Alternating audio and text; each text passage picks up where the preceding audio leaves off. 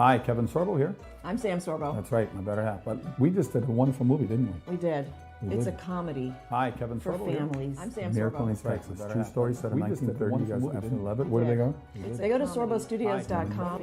I'm Sam Miracle in Texas. True story set in 1930. You guys absolutely love it. Where do they go? They go to sorbostudios.com. I'm Sam Miracle in Texas. True story set in 1930. You guys absolutely love it. Where do they go? They go to sorbostudios.com. Miracle in Texas. True story set in 1930. You guys. Hi, Kevin Sorbo here. I'm Sam Sorbo. That's right, my better half. But we just did a wonderful movie, didn't we? We did. It's a comedy. Hi, Kevin for Sorbo here. families. I'm Sam Miracle in Sorbo. Texas. True story set in 1930. We just did a wonderful movie, didn't we? Love it. Where do they go? They go to sorbostudios.com. I'm Sam Miracle in Sorbo. Texas. True story set in 1930. We just did a wonderful movie, didn't we? Love it. Where do they go? They go to sorbostudios.com.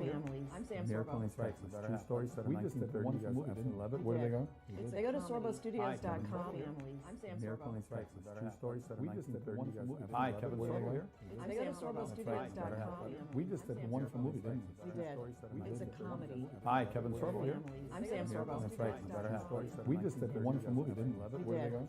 They go to sorbostudios.com. Hi, Kevin Sorbo here. I'm Sam Miracle Sorbo. in Texas. True story set in 1930. We just did a wonderful movie, didn't we? Love it. Where do they go?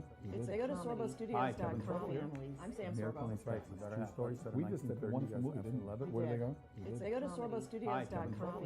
I'm Sam Miracle Sorbo. in Texas. True story set in 1930. We just did a wonderful movie, didn't we? Love it. Where do they go? They go to sorbostudios.com. We just I'm did a Sam wonderful Sorbo. movie, Texas. True story set in 1930. Hi, Kevin Sorbo here. They go to sorbostudios.com. We just did a wonderful movie, didn't we? Hey, what's up, guys? Well, this is the first of what has been lacking severely.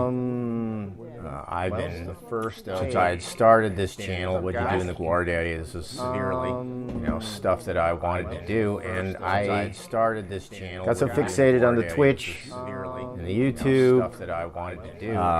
Excuse me, Twitch and the Rumble. Got so fixated on the Twitch. The YouTube that I wanted to do. What's up, guys? I neglected this, that, and yeah. So, anyways, basically, so I've been streaming five days a week, which is so. Anyways, basically. All I want to hear for now. 5 days a week, which is that's what I say on Twitch, YouTube. All I want. Wouldn't mind going adding stuff in the afternoon, but figuring out how to way to make that process oriented. Like everybody was really psyched about but figuring out how to way to make that process oriented. Everybody was really psyched about me doing stuff in the shop, and a lot of echo. I got rid of it. Salty baked Idahoan. But anyhow, so I want to get back to that, but I got to figure out a better system. It's bullshit to sit there and try to manipulate a camera when you working with polyfoam, glue's going everywhere. That's just a bad environment for equipment. But especially equipment pointed towards, what you're working on. But I think I'll think of probably something like one of those remote cameras might be good. The ones that can actually follow you, So if I had one in a decent position and followed the swatch or whatever,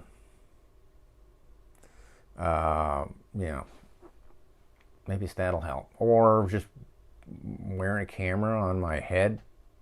I don't know, some kind of GoPro deal. That's something else, though, I don't want to talk about anymore.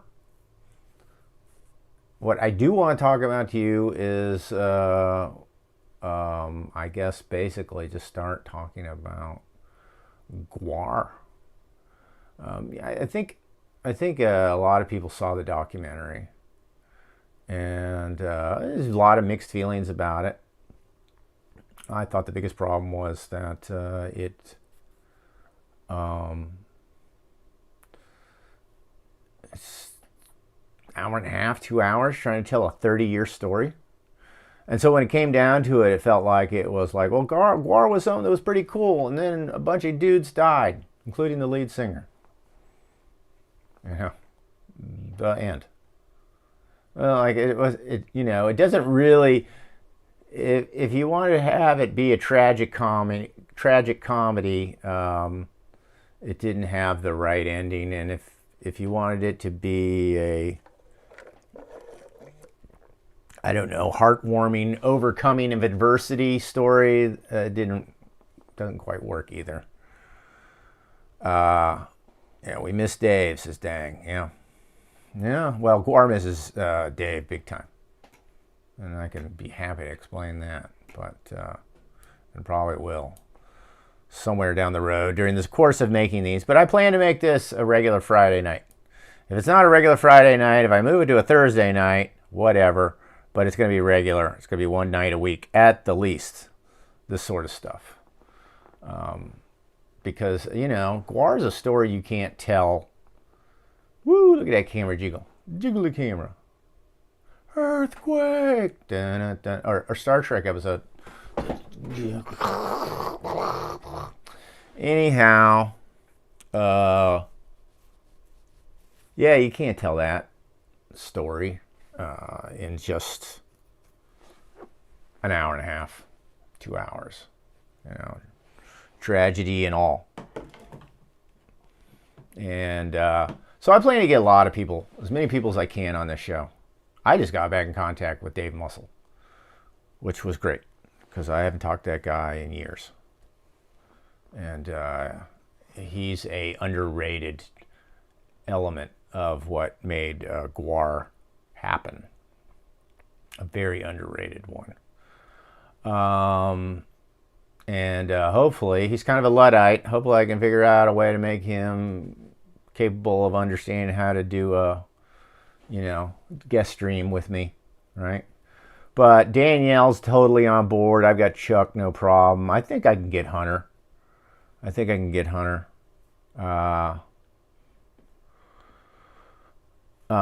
So,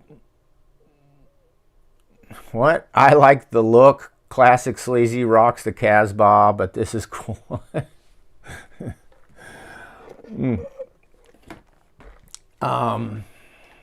Yeah, so I'm sure I can get quite a few old members, some really obscure ones. I'm sure, like the original Warrant lineup, like appears in this, this performance that we're going to watch tonight. And so I guess what we should do, I've got the material necessary to lay the groundwork, or lay the the groundwork of how GWAR came together. And let me tell you, I plan to be as honest as possible. If I'm going to have Hunter on here, maybe he'll argue with me a little bit as far as origins, but make no mistake about it. It was him and Dave Brocky coming together really that drove the conceptualization of GWAR. I would not try taking that away from either of those guys, but for them, it's kind of like a peanut butter, chocolate. You got peanut butter in my chocolate. No, you got chocolate in my peanut butter situation, where neither of them would have been able to singularly come up with the concept by themselves. And weird as it is, GWAR has always been kind of bigger than any single person,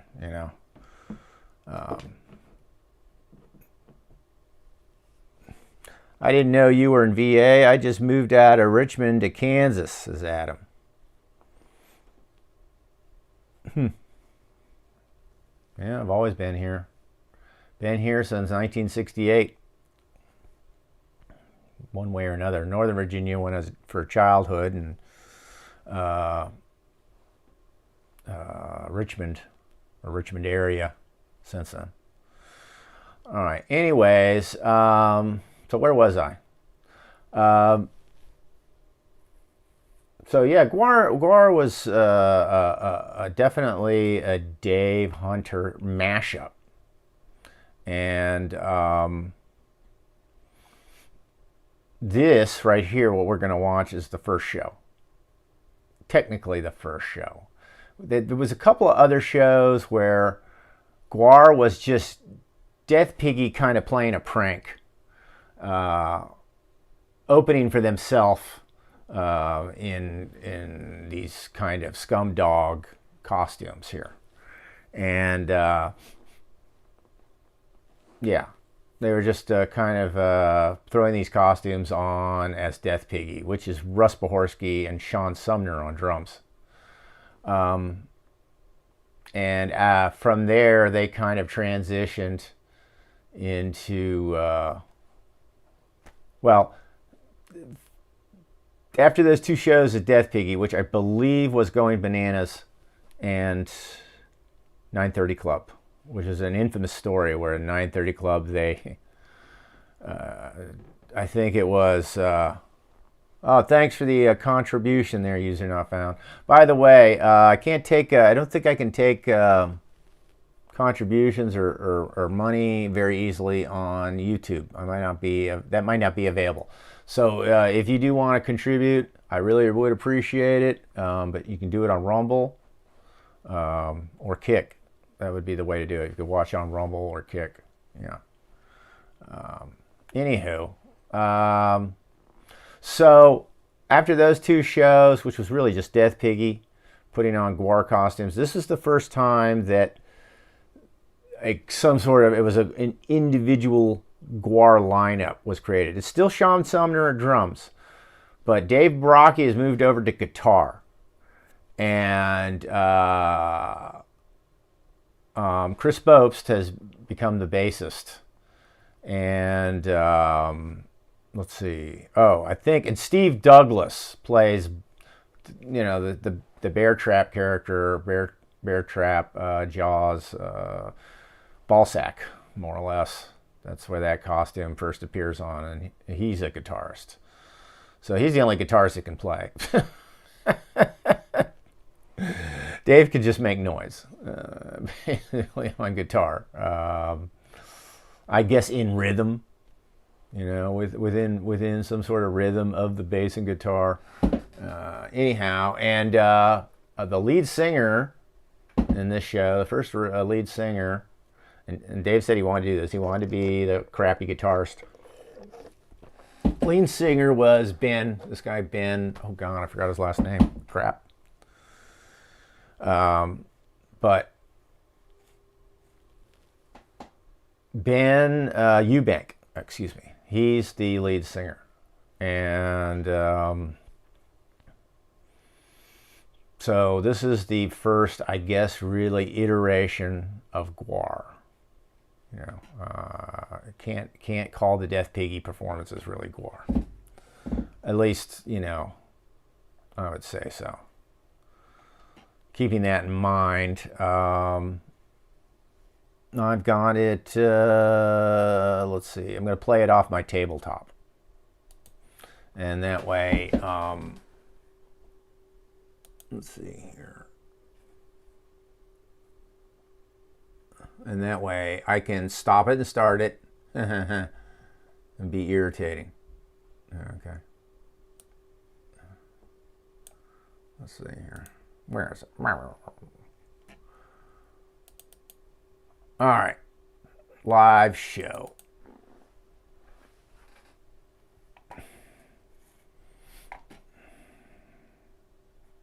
Turn up the desktop audio. Put in my earphones. Turn up the desktop audio.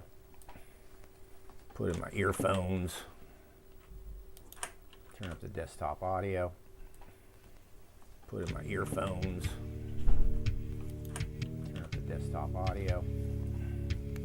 Put in my earphones. Oh man, I'm stuck in the multiverse.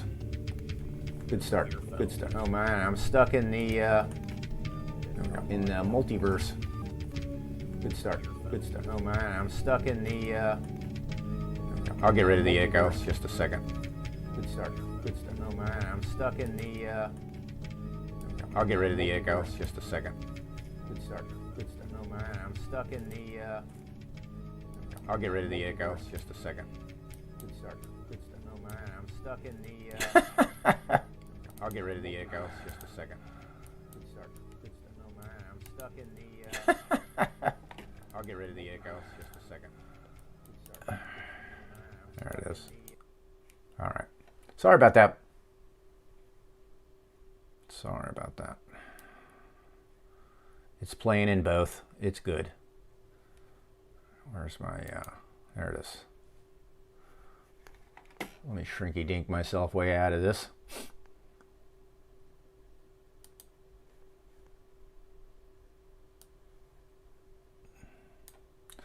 Shrinky dink. There we go.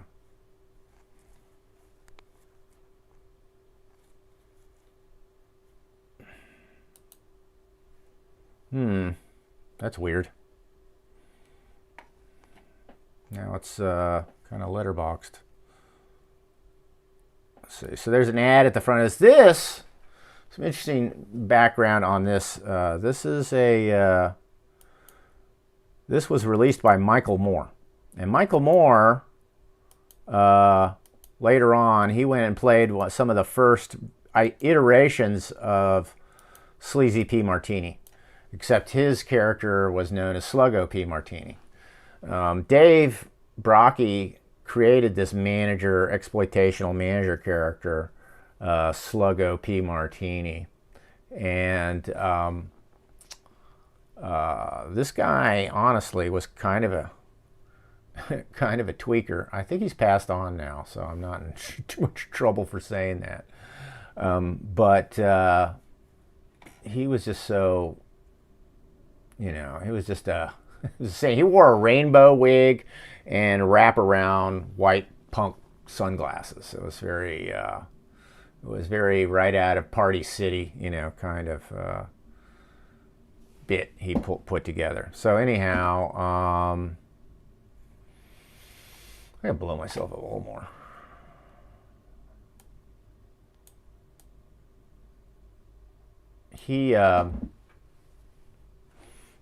He was the first Sluggo P. Martini, and the other guy was Tim Herman, was Sluggo P. Martini, and neither of them worked out. And so finally, I stepped in as the third iteration around '86, in time for the Schaefer Court show, which was the first Halloween show we did, where we kind of like really started feeling our oats, shall we say. So anyways, this guy, Michael Moore, played a Sluggo P. Martini, also videotaped and ended up owning this show. I don't know how he pulled that off. We weren't really paying attention, it feels like. It just ends up videotaping us. But he was friends with Hunter. I don't know what Hunter was thinking,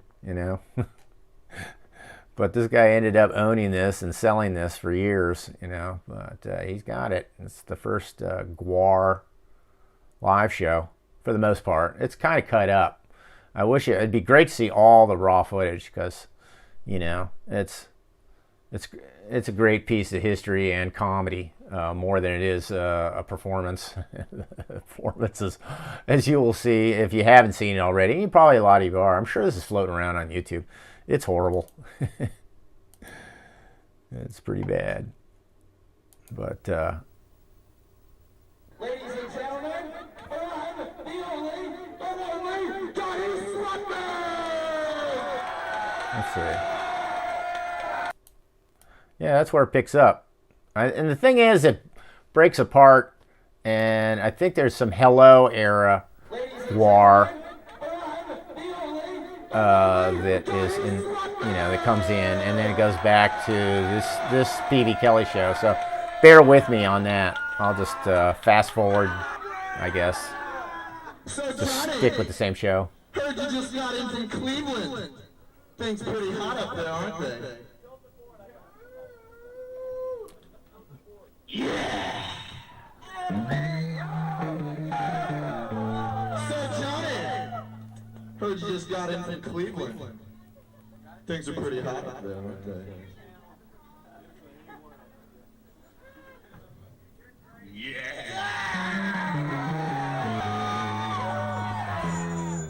So Johnny, heard heard you just got in from...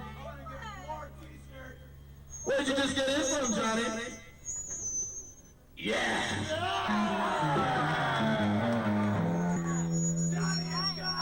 Well, I think we've almost got the problem solved, ladies and gentlemen.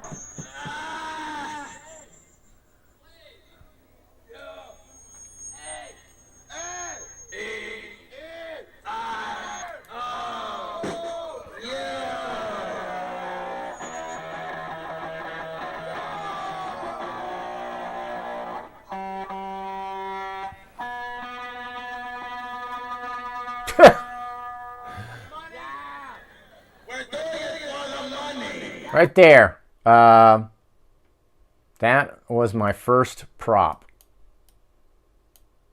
Right there. Where'd it go? Good job, Don. Solved, ladies and gentlemen.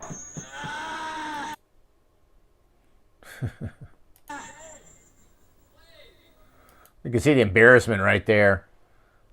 He's trying to be in character, put out barbarian grunts, but I think he's just fucking frustrated.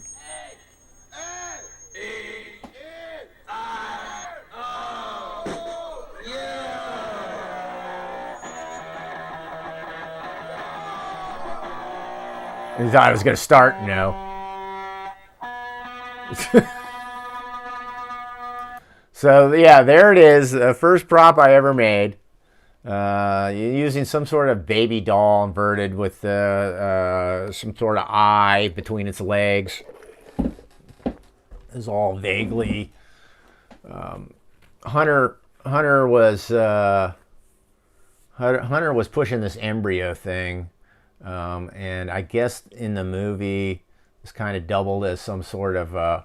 cardinal sin related iconography, but yeah, I made it out of the shit that I had to fold it in half basically to put it in the truck, and the car was never the same after that, you know. But there it is.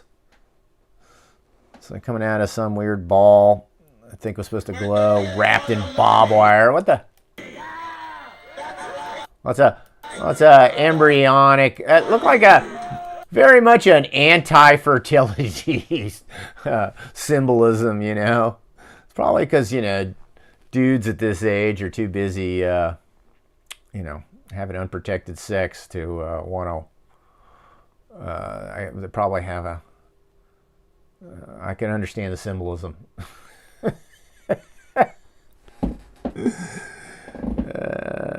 Anyhow. So.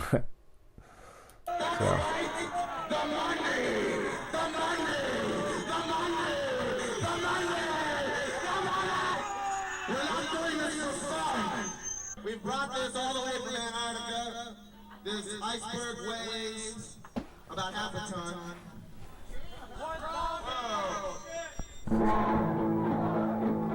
Greta, she was in a band that was pretty big in the local scene, and she was with a girlfriend of Dewey Rao.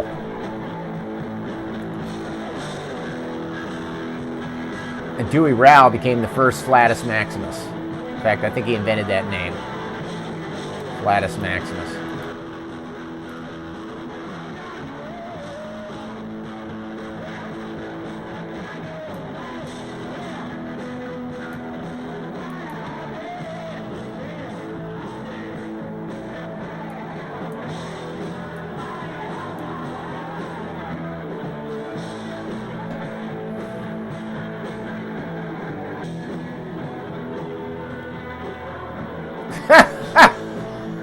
She looks embarrassed as shit. There's Scott Crawl, the first. Well,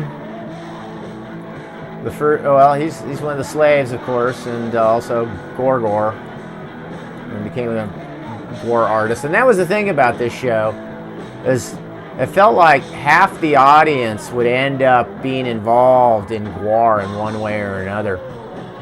There's Ted Sanderson. He did a lot of early film work, at this stage with GWAR, and also helped financially support the band as well. There's Heather Broom. That was Hunter Jackson's girlfriend at the time, and she also played, I guess, the Huntress. I think that was the name of the character, but that more or less is the first GWAR woman. There is Michael Moore. He's the one who ended up owning the video of this, and yeah, I don't know. There's Chuck Varga, future Sexecutioner.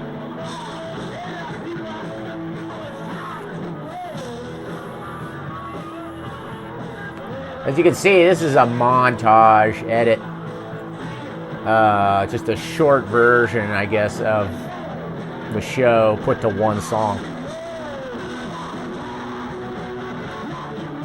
And there, of course, is Hunter Jackson.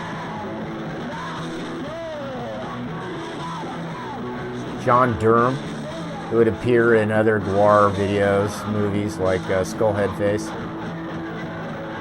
Alice in Wonderland.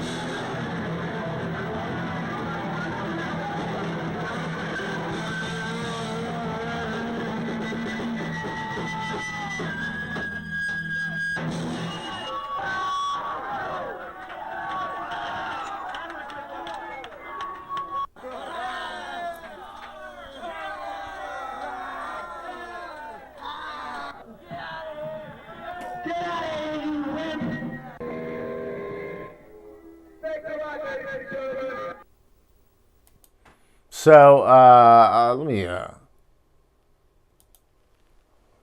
pull out of that for a second and go back to the chats. Just make sure I haven't missed any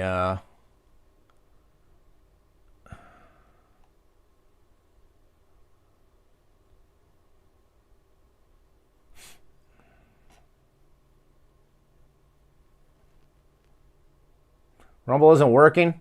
Now it's back. Rumble's working now. Okay.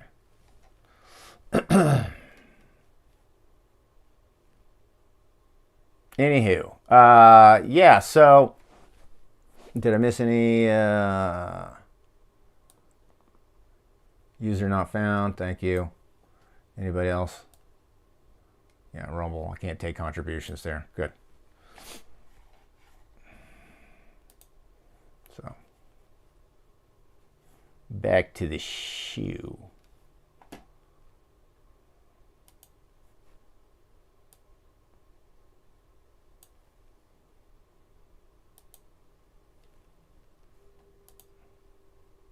Let's see here. So I'm gonna leave this to later because this is the hello era. And I'm gonna go to the live show. The start of the live show.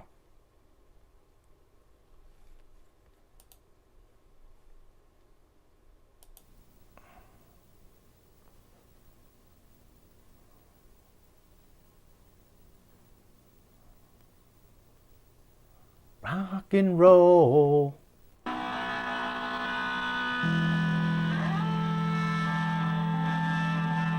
John Durham, Heather Broom, Scott Crawl, Scott Wolf, future sound man for us. It's insane. How many people ended up in the working with GWAR in this audience? But I was in the audience as well, and I remember at the time I just loved it. Everybody got it. You had to play along, basically. You know, that's what it was. It was like everybody just kind of coming together and mentally bonding on this illusion, you know, that this was some awesome heavy metal band.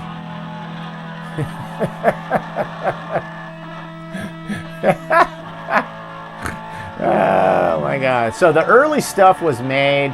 This is just foam core, I think, that's cut and formed that way. But the rest of the stuff is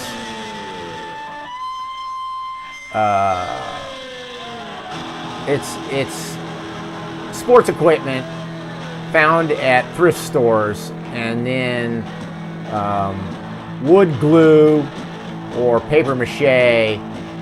But mostly, I think it was wood glue, strips of cloth and wood glue, you know, put over shapes and forms, you know.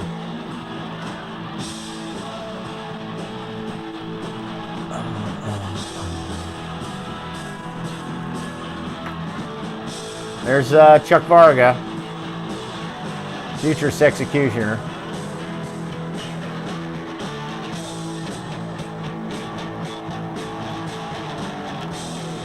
I gotta tell you though, you know, at the time, what made this so, what made it edgy, crappy as it is, was that it was kind of like a slap in the face. Punk was starting to come off the rails at this point. This is '85. And, you know, Black Flag broke up shortly after this, and I think Minor Threat had converted to Fugazi, or if they hadn't already, they're about to, you know. And then the bands that were more metal influenced, like you know, Suicidal Tendencies, and you know, DRI, and Agnostic Front, and stuff like that, and the Cro-Mags. We're all starting to you know, starting to come to the fore, and you know, this is really just a punk rock attempt to do cock rock, you know, and make fun of it. It was making fun of the punk rock scene just as much or more than it was making fun of the metal, I think, you know. And because look at the context it's appearing in. It's a shitty little club, you know. That's punk. This is what if you had a stadium show inside a 150, you know, 150 seat club. That would be like this, right? What if you did it overnight? What if you do? It was DYI.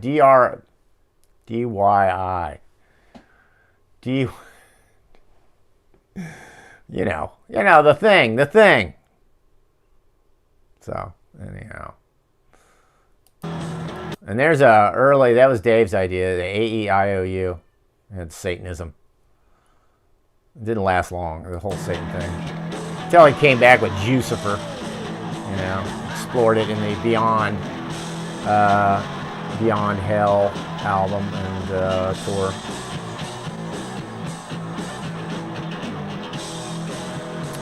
So the lead singer, Ben Eubank, didn't stay on much longer. I think he might have done one other show, and he quit mid-show. Just stopped. Just went off stage and then just was shedding stuff. And I had my chance. Dave asked me if I wanted to be lead singer. And I had no confidence to do it because I didn't know any of the words to the songs. You know, I hadn't really been around it long enough. And, yeah. That's right, I could have been the lead singer. Glad I wasn't. Anyhow, so he just stormed off mid-stage at a show, I think it was called Rockets at the time, which was another club. And so Dave took over as lead singer. And then this guy, Joey Anaroma, stepped in and became the lead singer after that. And I think he only did a few shows. And then Dave and Joey didn't get along, I think, basically. And so, nice camera work there, Mike Moore. Dave and Joey didn't get along. I think it was basically they were both the alpha males to two alpha males, you know, bumping into each other. Sorry about that. You know, the scroll bar and all that. And so, and then finally, I think by '86, Dave took over as lead singer. And that's the way it stayed until he died, of course.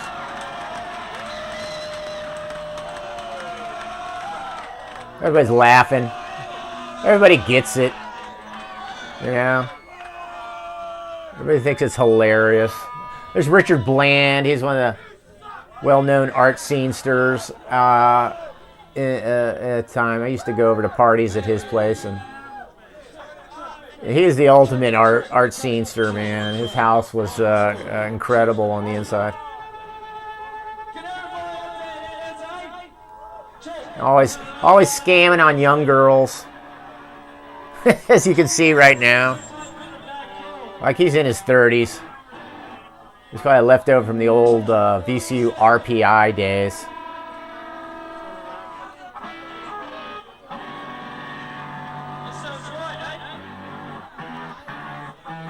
So, you know. And of course, you got to figure, right? At the time, this kind of videotape is, I don't know, 240? It's like half of 480. Not even standard def. I could be wrong. It was shot on VHS or Beta, one or the other. Yeah, Michael Moore, way to give us those down shirt. He liked the ladies. He definitely liked the ladies.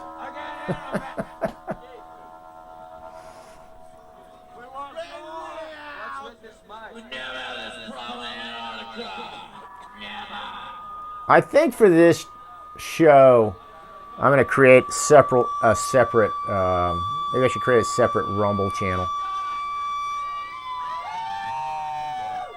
Because I think this is kind of confusing.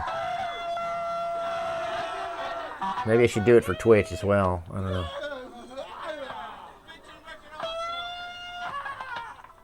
Maybe not.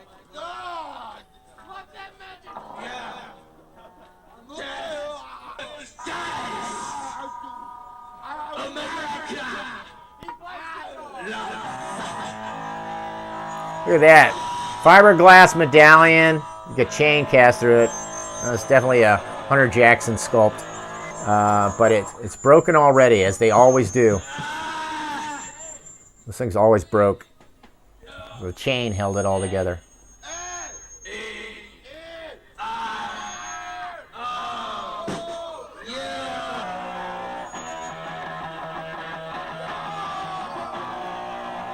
And now the guitar tuning.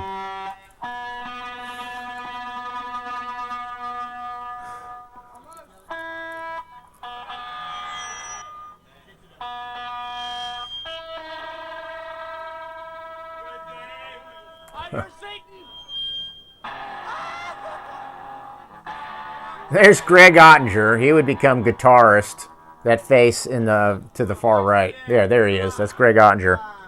Giving us that side face. There's Jim Thompson to become the drummer. He'd be the next drummer of GWAR.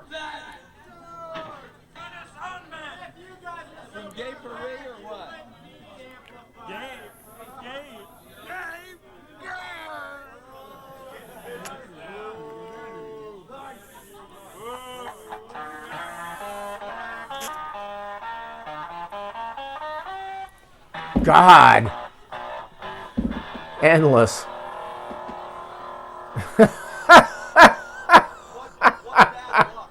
What else can you do?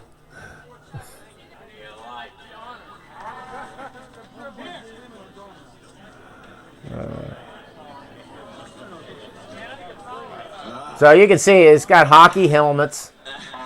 Fun for early days. Hunter liked to put feathers in things, but we soon learned that feathers don't do well, especially when he started splashing corn syrup everywhere. We got rid of corn syrup real quick, too. And we switched over to carrageenan base blood. Because corn syrup will destroy pickups, make your instruments unplayable.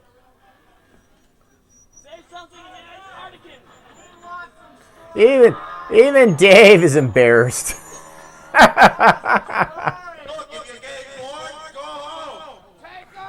Oh, man.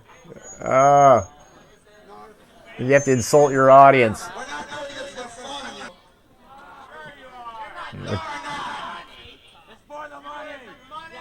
It's the money.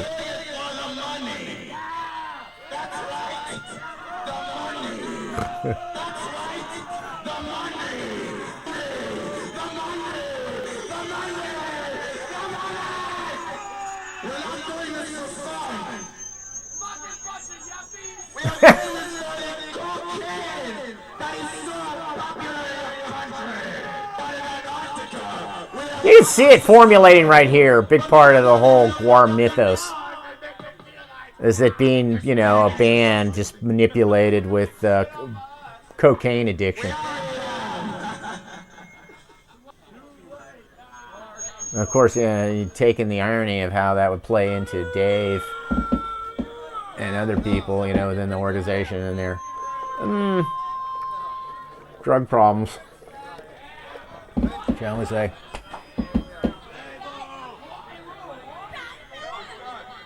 God, get on with it. I see. Boy, that seemed like that happened a lot in the early days.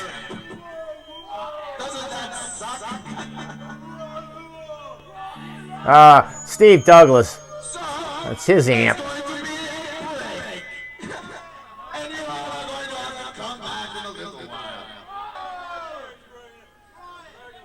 It's coming, just kind of stand there and swelter for a little while. I can't believe how much of this show is just nothing. Is going to buy Scratch's comic books. They're here for sale tonight. Richmond artists at their prime, in their peak. For so cheap, this could be worth a lot of money one day. That's what y'all care about if you're anything like us. So anyway, buy one of these things. Pitching Scratch's Comics, which was publishing a lot of Hunter Jackson's work. He was one of the heavy contributing comic artists to Scratch's. With this free-form jazz instrumental song. It's a new kind of thing. 1, 2, 1, 2, 3.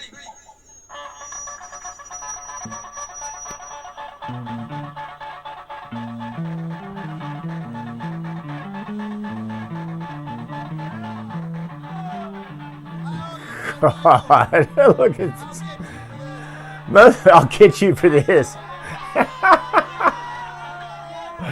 That's me. I'm throwing my fist forward. As you can see me in the background. I haven't changed a bit.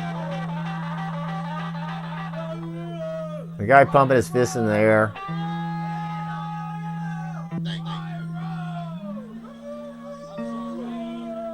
Enjoy that.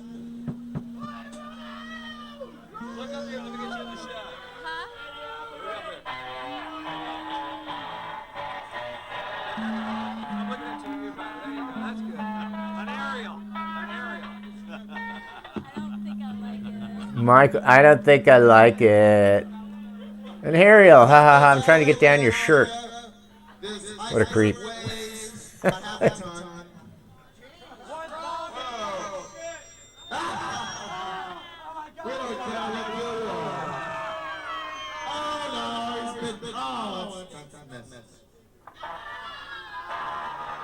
Now I'm going to play another chord.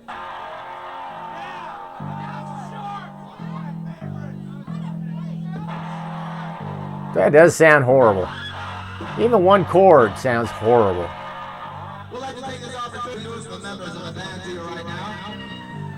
First and foremost, undoubtedly the scourge of the Antarctic. This guy made it with every girl in town.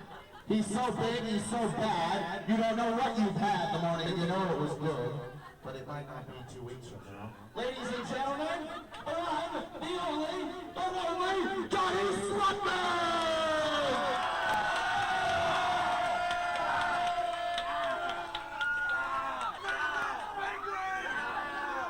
So Johnny, heard you just got in from Cleveland.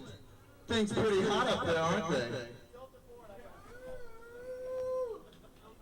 Yeah! At this point, I guess people really didn't expect to hear a band. Things are pretty hot up there, aren't they? I just figured they were in for a stand-up improvisational comedy performance.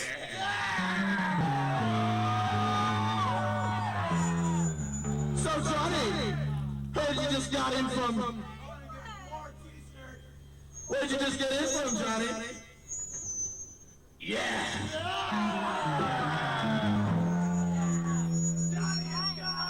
Well, I think we've almost got the problem solved, ladies and gentlemen. And we're gonna play that first song again because it was so bad. Yeah.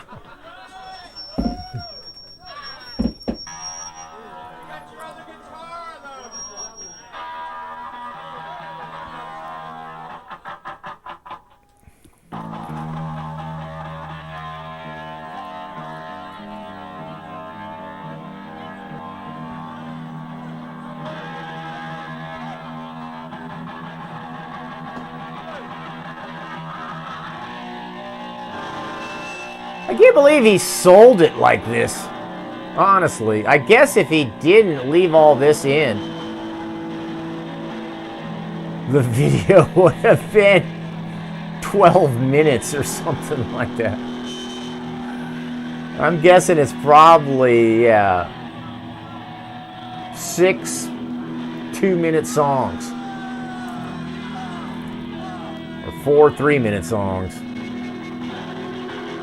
Probably more like it.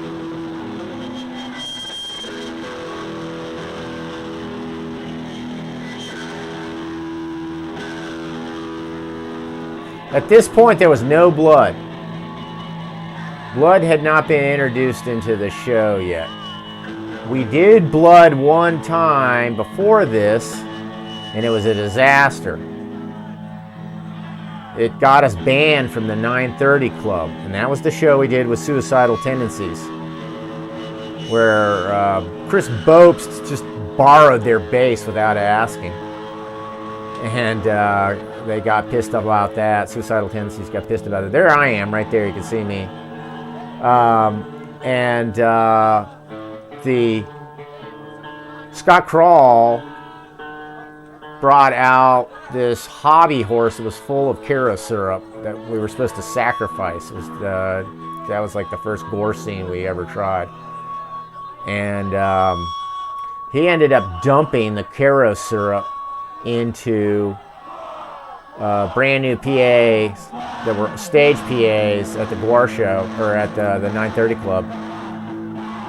And so, yeah. 9:30 hated us for that, right? That's what be imagined, right? So I think we were banned for a year or so before we were popular enough where 9:30 Club wanted to have us. There's a lot to overcome. Fucking damaged $150 PA or whatever the hell it was.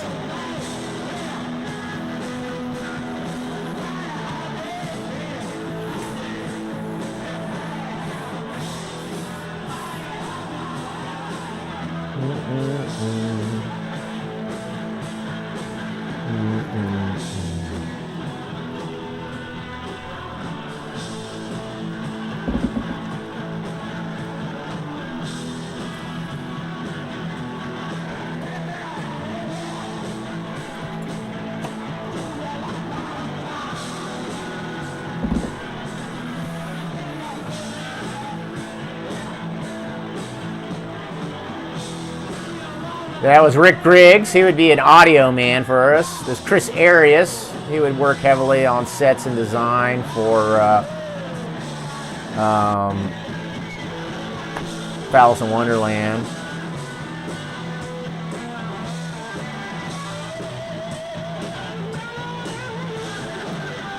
I keep the cursor on this side so I can point them out.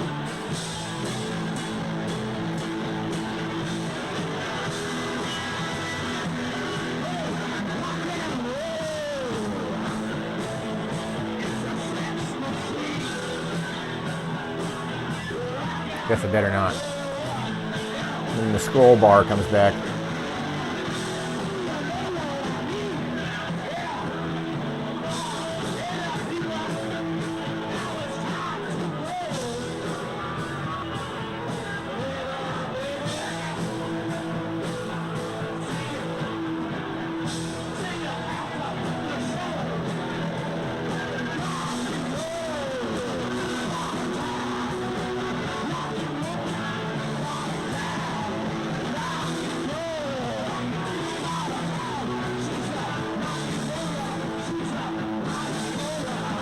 You can tell that this music is very much an aping Kiss, you know, and if I remember the way it was conceptualized early on, I think more or less, you know, it was that Kiss rock, decadent rock lifestyle, you know, was the model of it. Yeah, my God. So they only played one song here. For some reason I thought it was longer. Fine. Got the point. We'll come back to this later.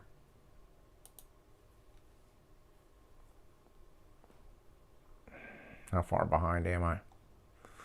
Steve, thank you. Hey, Don, nice to see you. Thanks, Steve. Appreciate it.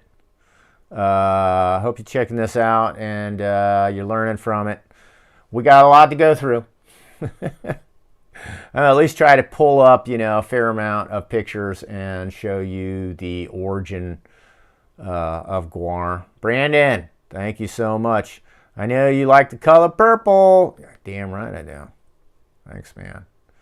Hey, Sleazy, says Gnarly Coyote. How's it going, Gnarly? Noelez, cool stuff, Sleazy. Thanks for sharing. I'm not done yet. Wait till I get to the pictures. 930 Club was badass. I saw a lot of great shows there.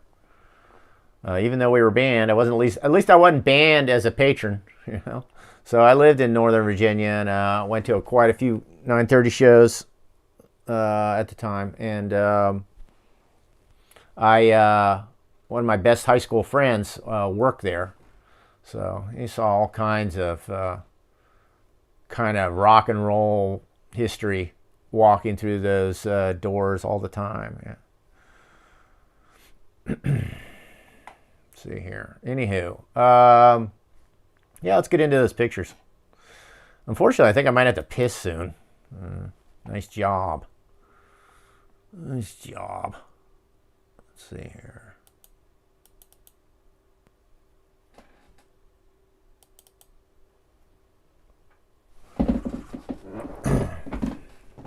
So where should I go first? I'll just pop over to the dairy because that'll help explain kind of how this came together.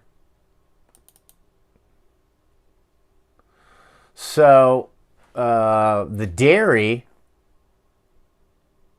had been around since the 20s. I don't know why I haven't made this bigger. There we go. You can see it's blurring out.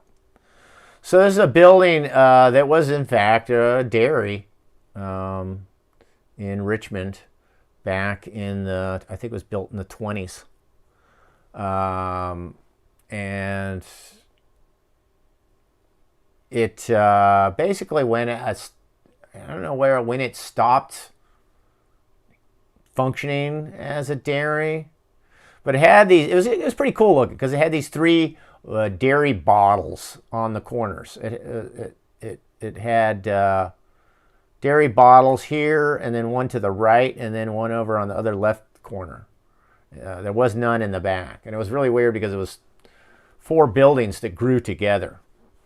And yeah, if you ever lived there, which I ended up doing, it was hard to navigate because it was just kind of real randomly put together. And so it was kind of easy to get lost in there, especially if you hadn't spent much time in there. But let's see here. So it was abandoned. You can see this is what it looked like later when it got converted into artist space, basically. Somebody bought it, and then I think they were wanting to emulate the Torpedo Factory in Washington, D.C., which was kind of an artist co-op space. And then I guess whatever, I think it was sold, or they wanted to convert it to like luxury apartments or something. That was later on. It happened pretty quickly, actually, within a few years, 2-3 years after it started getting used as artist space. But anyways, early on it was rented out as artist space. And Hunter got a space there, I think in '84. And he started to build a movie set. He was going to do this movie called Scumdogs of the Universe. And he found a part of the dairy that lent itself well to like some sort of Star Trek like interior of a ship, that he was going to have as part of his movie, where he was going to set his movie. And Dave Brocky rented a space in there, as other bands did. Death Piggy was practicing in there. And so, Dave would come by. People were all visiting each other and seeing what each other were up to. And so Dave came in and he visited Hunter's space. And after he saw the costumes, he realized that, hey, what if we were able to, use these costumes on stage? And so he got the brainstorming idea of having Death Piggy do it, put them on, at least initially. And I think Hunter liked some of Dave's music and wanted to use music in part of his soundtrack in his movie. So, I think they were both like seeing something in each other that they could use that could help them with their project. So, Hunter being about the movie, and Dave it being about the stage show, right? And that would create a conflict later on, sort of, because they were both kind of had different concepts about what it was all about. As the band took off and became more and more popular, Dave, was it? This is the Rumble chat. I'll get back to the, where's my YouTube chat? There it is. Dave, kind of became more controlling. He was able to exert more control because he was the liaison to the music by bringing in other musicians, and at the same time he was an artist, so he was conceptualizing it as well. How is Tesla doing? Says Ross Ferguson. Ross, it's good to see you there. Sorry for interrupting you watching any of the YouTube comments. Yeah, Tesla disappeared. I thought I told you. Maybe I didn't. Yeah. Tesla. I think the coyotes got him. That's it. So we got another cat. Indoor cat. Only an indoor cat. No outdoor cat. And this cat's driving me nuts. Because he's only, he's a teenager. He's under a year. It's a she, actually. I think she's in heat. I think she just went into heat. She's acting completely crazy and obnoxious. Just walking around yowling all the time. Anyways. Where was I? So, Yeah, I got both of those up. So let's take a look around inside the dairy. I guess I could scroll this way. This is the upstairs, the roof of the dairy after a new roof had been put up. Boy, did it need it. A lot of people's, you can see all the water damage.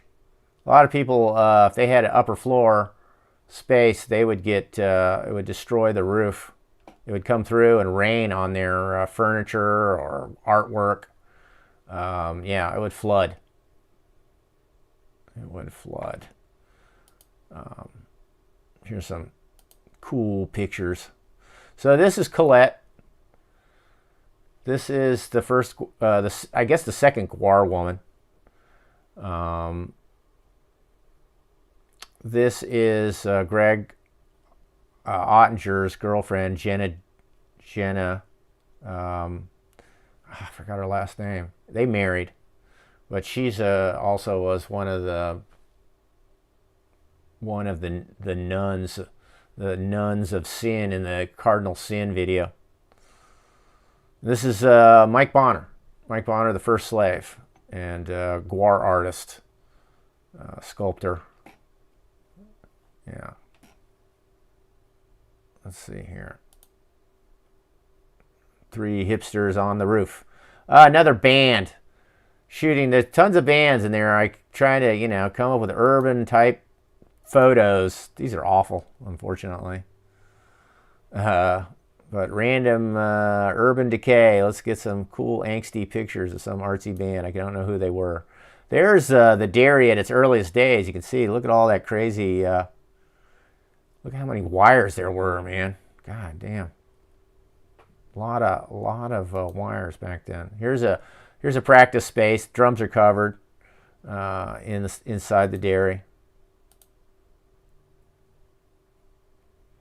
More of this. Here's Heather.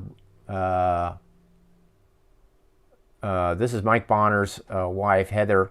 Another Heather, different Heather, and her sister. I tell you, it's a small world. Everything is related. Some junky room. I think it was underneath. It was a garage area. It was like the garage where the vehicles would pull up. You can't see that, but it's like in here. The roof again after it's been retopped off. Here's the work being done at present at the time. This is where they were starting to refurbish it. And that was when we had to start moving out. Yeah, see, they got repainted the bottles and everything's all nice. Yeah. Plastic African. Thank you very much. Rant, it says. You want me to rant? I'm not ranting.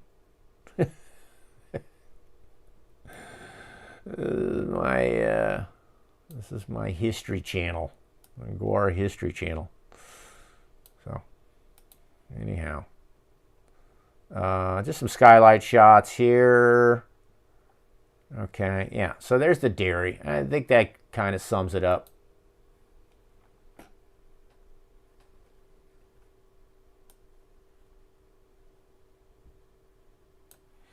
I thought I had this page open already. Okay. So, what, is this early Brocky? This is some of Brocky's art. We'll get back to that when we talk more about Brocky specifically. Here is Death Piggy. So this was the progenitor of GWAR.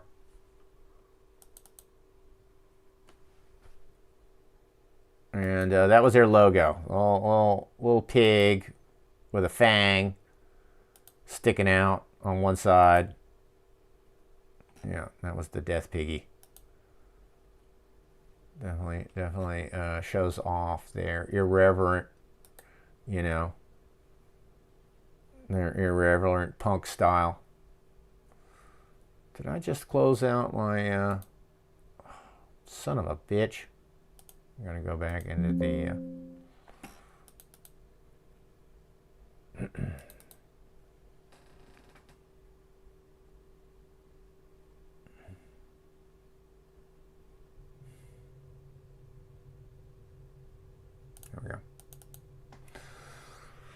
So here's Hunter. This is Hunter's art. There's Hunter right there. And he was a very interesting character because he was from Central Virginia, unlike everybody else who was kind of like, you know, suburban kids, middle class suburban kids from Northern Virginia and whatnot. He was from, Fluvanna or whatever, wherever, I can't remember where he grew up on a correctional center though, prison. It was a work prison, work release. I think it was mostly like kind of a work prison where you did outdoor farm stuff.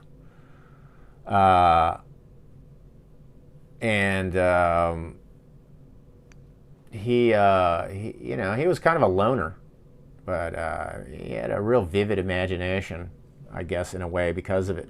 He developed that because he, one of our earliest t-shirt design, that's a Hunter special right there. Gotta love it. So here's some of his art.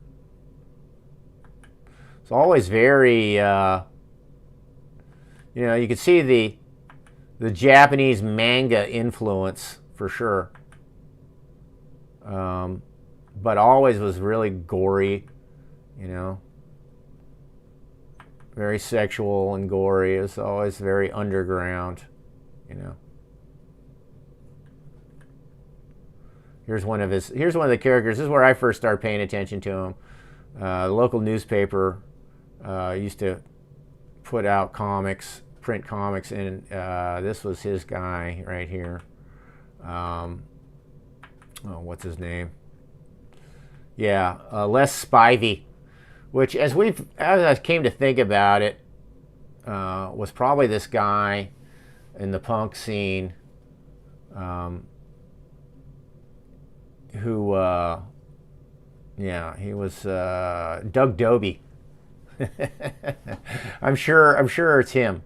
It's not only did it look like him, he had the perfectly coiffed hair, you know, that really was more kind of rockabilly than it was punk rock.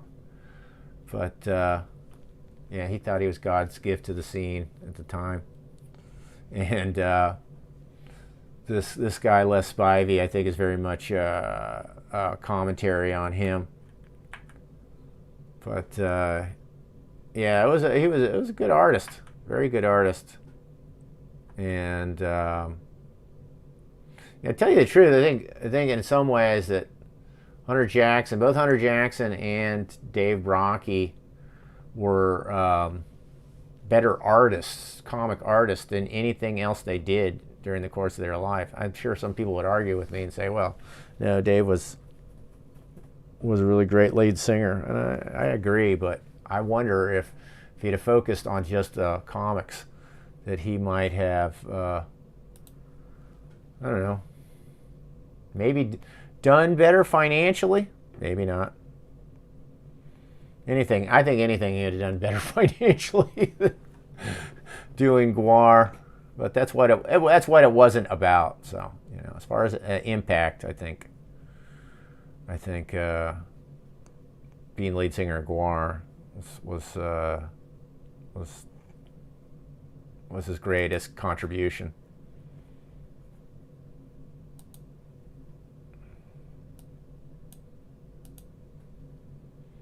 Let's see here now. I don't know what this says. Here's another guy. This folder's empty. Really? That's a bummer. Dumpster diving. Flood zone. There's some shots of the group, I guess. Early shots of the group. It's always changing. I think there's people in costume here who weren't even in the band. I just kind of needed people to fill it out, like this guy right here. Can't remember who that is. Maybe that's Jim Thompson. This is Joey Anaroma right here. He was the one that didn't last as a lead singer because he was conflicted with Dave. This is Mike Delaney, and his influence was starting to be felt at this point. He's created a character. It's called the Sultan of Sin, and basically found a road cone, you know, modified it, with this sort of stuff. And later on, Hunter will take that character, Sultan of Sin, and turn it into Cardinal Sin, and turn it into part of his sin, whatever you want to call it, sin civilization, into the mythos, right? But originally, the Sultan of Sin was kind of he's more of a statement on the lifestyle that Mike Delaney and Chuck Varga were living. And this is the era when stuff was during the summer of '86, where the swamp had risen, and the slave pit was losing influence. The slave pit was kind of, Hunter wasn't as into the TV, or excuse me, Hunter wasn't as into the band idea as Mike Delaney and Chuck Varga were. And Chuck Varga was originally one of the collaborators on the Scumdogs movie, and he had moved into the dairy, and he was living with Mike Delaney, and they created this place called the Swamp. And the whole thing started to take on more of, let's just bring this other shot up. There's so many things. So there's Colette again. I'm assuming that's Delaney. There's Bonner. Right. I think this guy is named Corbett or whatever. But he would write a few crucial licks for GWAR early on, and just didn't leave the band. It wasn't even in it hardly. It wasn't in there hardly at all. It was crazy. But, he put the basis to a few good songs like You Ain't Shit Till You Learn How to Rock, I think, and a few others. Mahalo! 321. Thank you, man. Appreciate it. Moving on. Let's see what here. Did I go show Hunter? I did. I thought it might be more Hunter.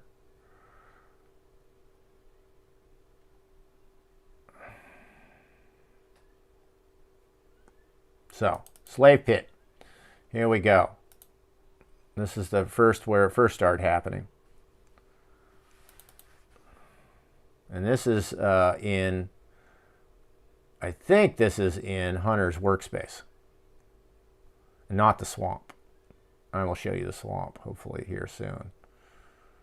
Here's Hunter working away. He's making the Antarctic Ant, which would make its appearance in a show with Joey Anaroma, where Joey Anaroma is on video beating the shit out of that thing, man. Joey Anaroma did not pull his punches.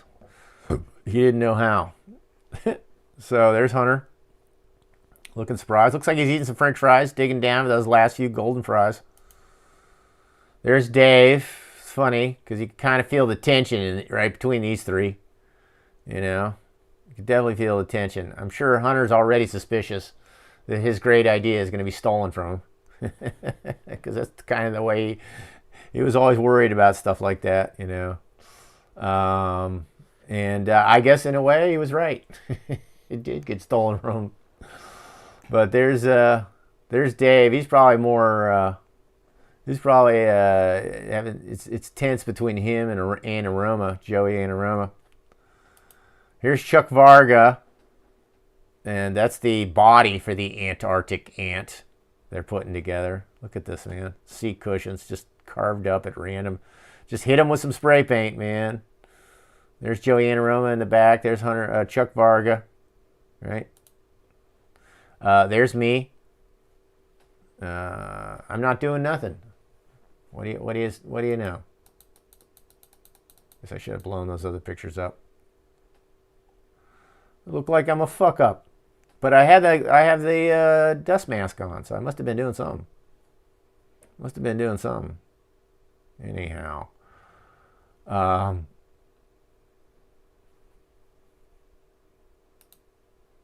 damn it. I didn't want to do that. Yeah, oh, okay, I skipped some stuff. There we go.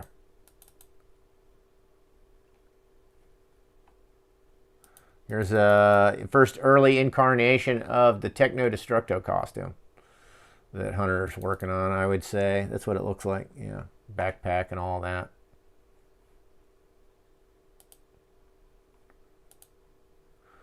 Here is the framing that was for the Scumdogs movie. So these things were supposed to be some sort of pistons. He was going to have them coming in and out, you know, like that was some sort of engine, you know. Yeah. I don't know exactly how that was supposed to work, but that was the plan. Once again, the dairy. I already showed those. Here's a picture when the studio, you can't see shit here, but this is from a magazine, Throttle, so it's newsprint. That's me. That's Steve Douglas. That's Neon Charlie, who was a collaborator. And this is when we had to pack the entire slave pit into my studio space, which was suddenly now we were working in essentially what was, I would say, a 20 by 30 room. Yeah. It was right before we would end up, you know, moving out completely. Did I go through all that?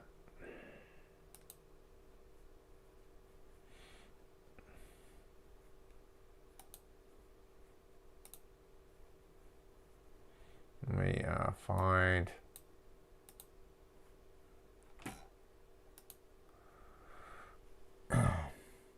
So you can see some close-up. I don't know why I can't scan through these. I can't slide through these easier. So there's the Techno Destructo arm being built. Here's the cage that he built to protect his stuff. There's some thievery going on at the dairy. It happened to me. I lost a bunch of great stuff. Some really expensive stuff. I lost a nice camera, a Super 8 camera, among other things, to the thievery that was going on. But he put over here, you can't see it because it's the backside, but here's the door. And on that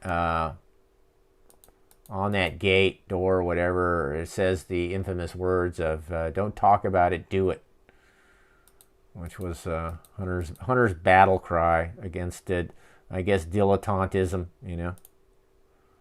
Yeah. Another shot. This is the plungers there for these pistons that were had been little details added, but that was as far as it got. That was pretty much as far as it got. I don't think much else was done. The swamp had more or less taken over. You know, like the swamp had all the enthusiasm. You know, it's what happened. Everybody is more, you know, because the thing was that, you know, a movie was this nebulous, very grandiose and hard to reach idea that was months and months, if not years down the road, you know, from happening. Whereas, you know, slap something together for this next GWAR show and you get to be on stage. Yay! You know, I mean, it was much more of a payoff for the artists. Much more of a payoff, right? So here's where it started to go, right? Hunter,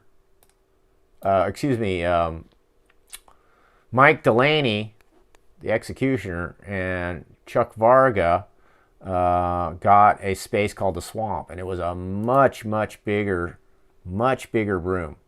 So now suddenly there's room to start doing all kinds of big props. Here's Hunter working on this giant Gorgor, you know, character, this giant dinosaur. Here's this weird kind of Big Daddy Roth influenced Sin Chariot, I guess is what it was called. But this is what Cardinal Sin Chariot. These are, you know, these big missiles that were used in a show. I forgot what it was. I think it was Soviet Union versus the United States, comparing their dick size, I think was the way the show opened, something like that. Here's, I think this was Hunter's dog at the time. I think him and Heather had it. I think she ended up with it. Cute dog. So there's another shot of that stuff being made. Dave Muscle was building this with Mike Delaney. So, yeah, Dave Muscle showed himself to be a pretty good fabricator. In fact, really, he was the best. Early on, he was the best fabricator we had. Somebody's girlfriend, I guess. But anyway, she's hanging out in this place that was called the Den of Sin. So Chuck and Mike Delaney had this. It was adjacent to that big room you just saw where everybody was working. This was adjacent to that.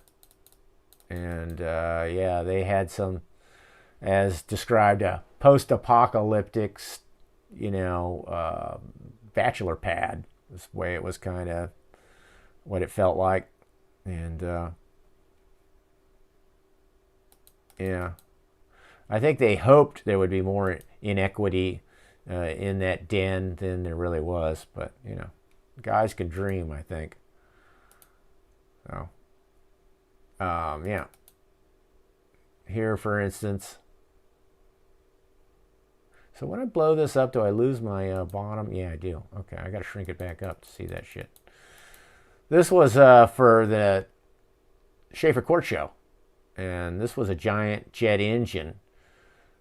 The show involved terrorists blowing up a jet airplane, and parts of it were supposed to come down and hit somebody on stage. And it worked flawlessly, considering we had no way of rehearsing it. It was on this giant cable, and it came down over the audience and smashed into this person on stage. I was amazed. You know, I think back on it, it was stupid. That thing would have, you know, fallen into the audience, could have killed somebody. It was high enough off the ground, enough weight, you know, hit somebody on the neck. You could see somebody definitely getting injured. Okay, we saw that already. Just random costume pieces. Here's Mike Delaney with another dairy dweller and artist, Ralph Fleming. I used to love his art. He used to, he had a really interesting way of working. He'd go under old, he would go under old billboards around the city.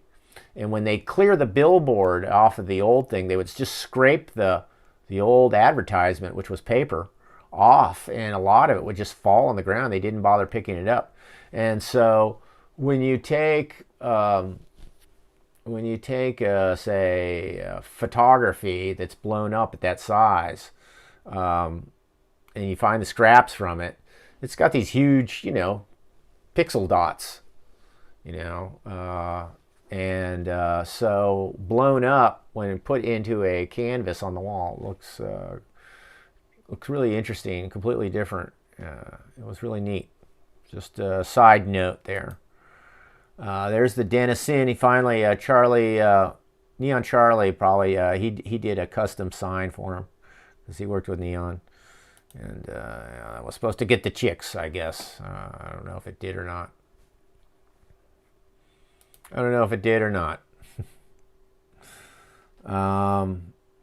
Let's see here.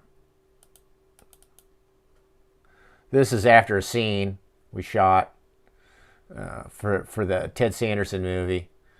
And there was supposed to be some giant banquet with GWAR at the head of the table. This is Heather Broom.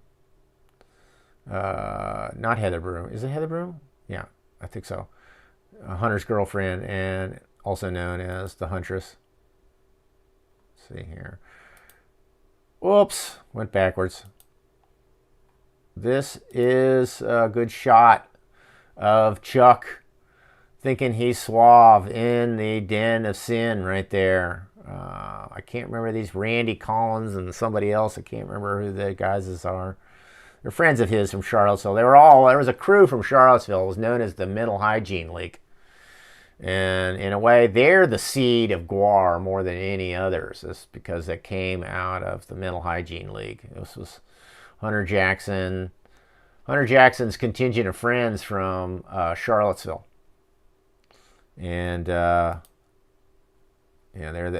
Hunter and Dave in the Den of Sin posing. This is the swamp. It looks like work area. This is Hunter in somebody else's space, I think, judging by the stereo and the relatively clean walls and space around him. I'm thinking that's not his space. I don't remember him ever having something like that. Okay, yeah. Okay, it's at the Den of Sin. And there I am. I'm in my black suit. I'm in my Reservoir Dog suit before Reservoir Dogs was cool. Before it was a thing. There's Mike Delaney. He's obviously showing me something he's quite proud of. Some conceptual design. So you've got Hunter Jackson, Mike Bonner. Here, incidentally, is one of the few pictures of Bob the Slob. Also, basically, he's the original Bohab, in case anybody wants to know where that name comes from. I've told the story a few times, but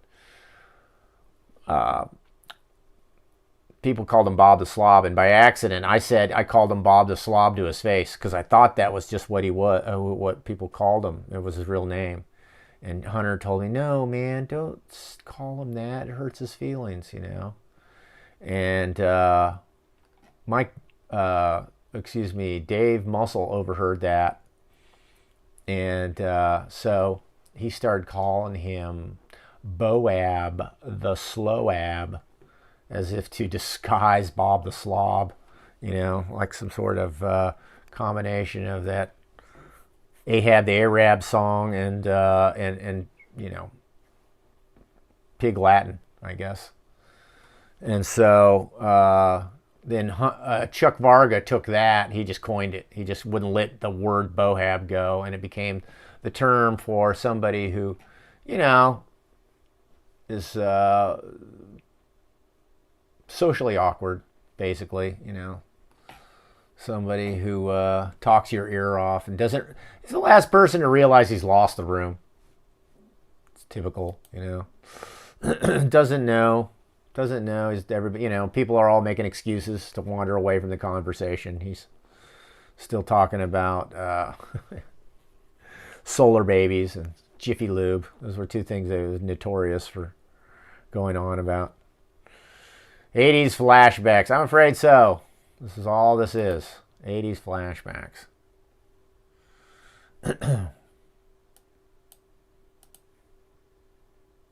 There. Now I know how to do this. Dave Muscle working away on the Chariot of Sin right there.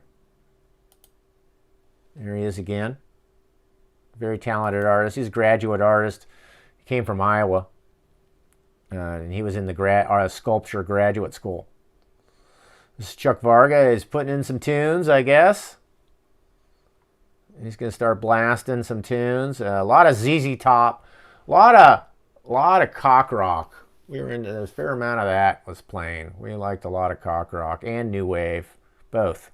So it could be Aerosmith, Toys in the Attic, or Kiss, or it could be Devo. You know, it was like kind of it was split down the middle, more or less. There he is again, Chuck Varga, working away, working on the box. Well, Hunter, Dave Muscle's working on something, same thing. Same thing. There's Mike Delaney from behind.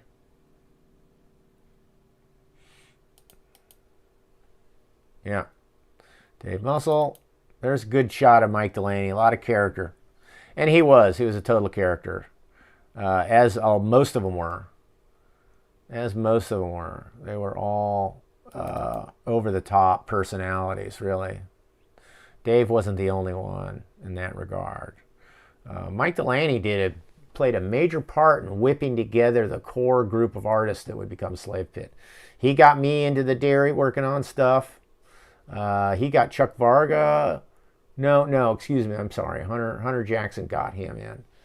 But Mike Delaney also got Dave Muscle into the dairy working on stuff, and those two would play, you know, a very important part. And he was in the VCU sculpture department. So his Muscle was in the sculpture department, Delaney was in the sculpture department. And when I had sculpture classes, I got to know Delaney through them. So although I was a painting major like Dave, we were both fine arts, painting and printmaking majors. And the rest of the guys were sculpture majors, with the exception of Hunter. Hunter was commercial arts, surprisingly, which, you know, he was a good artist, and you had to be good to get through this commercial art department at VCU. But it's not what he wanted to do, that's for sure. Alex Valentine, thank you, love you, Don, much appreciated. Great documentary. This is Ep 9/11. I'm glad. I hope you like it. I hope it's not too boring. I hope it's not overly detailed. I really do. But, you know, I want to get through the basics tonight, sort of like the original origin, and hopefully, you know, people can watch this and catch up as the show, as I do more of these, right? Because I'll be going through lots of shows, a lot of different performances and things, you know, including Phallus and Skull Head Face, and giving you basically inside baseball on all of that stuff, right? This girl, she was in a GWAR show. I can't remember her name. She was one of the terrorists. She was also Chuck Varga's girlfriend for a little while. Here she is with Guy Kurtz. Guy Kurtz was another one of the Mental Hygiene League. There's Chuck. There's a bunch of people gathered around working on something. Guy Kurtz, Bob the Slob, Mike Delaney, Neon Charlie. Let's see here. Here's me with Mike Delaney, and I guess Neon Charlie. Oh no, there's Mike Bonner. Probably me and Mike Bonner are probably arguing already about something. I wouldn't be surprised. We bumped heads quite a bit. Yeah. So Mike Bonner, the first slave. There's me again. What have I got? A beer? Looks like I got a beer. I'm happy. I got a beer. Looks like we're all feeling pretty good. And that's the way it worked. It was party while you work and work while you party. In kind of way, I've never been able to lose that mentality since these days. Kind of became the way I was. Like I never party too hard because I'm always working. And I never work too hard because I'm always partying. It's just one and the same, you know. Never lose control of either. Just do simultaneously. Let's see here. Where am I? Down here. Just more inside the swamp. There they are, the guys. They're probably watching a good video, I'm guessing, on the TV up above. Looks like.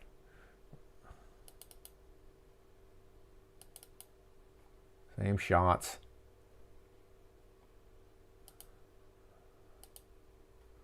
Me with the Sultan of Sin helmet on, right? It's not Cardinal Sin yet. Is that the end of that?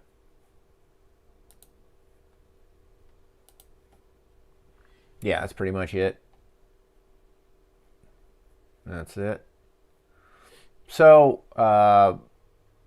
getting back to the point of what I just showed you, you can see how much more space there was, and you could see where there was more enthusiasm. There was just more going on over there. Whereas Hunter was telling people exactly what to do for his movie, you know, because he had specific ideas going on. What was going on in the swamp was Dave and the rest of these guys going, hey, what if we did this? Hey, what if we did that for the next show? And like I said, you know,